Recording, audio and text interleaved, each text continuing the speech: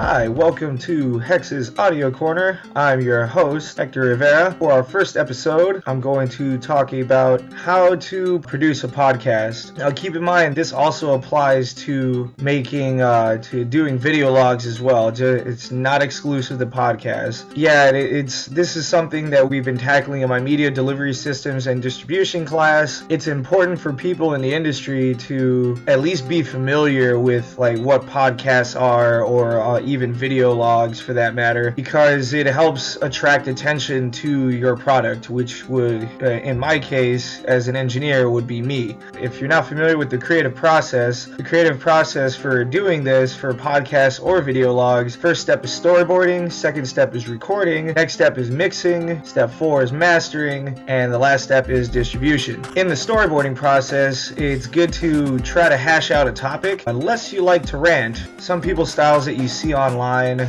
or with podcasts or video logs is that they just kind of go off the cuff. They don't really have a general idea of what they want to talk about, and then they just kind of run with it. In the storyboarding process as well, you want to make sure you have an outline or some type of bullet points or some kind of script, because if you're like me, you'll tend to forget things and you'll lose your train of thought.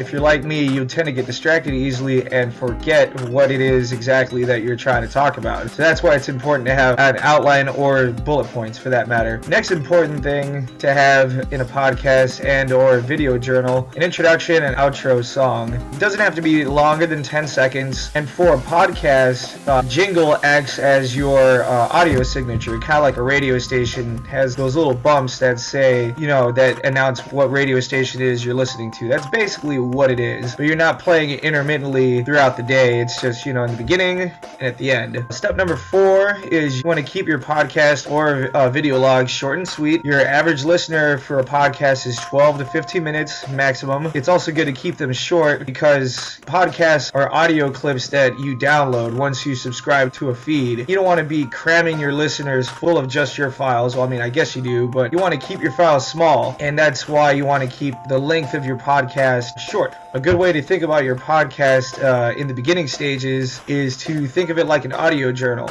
You're just giving an audio form of whatever it is that you're talking about, whether it be what you did during your day, what projects you worked on, or whatever it is you decide to talk about. The last step, and this really depends on how you want to go about doing it, but recording in a controlled environment is pretty important. For me anyway. You want to record in a controlled environment because generally it means less editing in post, and this also applies to having a clear topic to talk about and reinforces the fact of having an outline. It'll take a lot longer for you to produce something that really shouldn't take that long to produce to begin with. So I hope you guys found this helpful. This will conclude my first video log. Links will be provided in the description for my website, for my blog, and also follow me on Facebook, follow me on Twitter, Instagram as well. Keep checking back for more updates on my YouTube channel, and I'll see you later.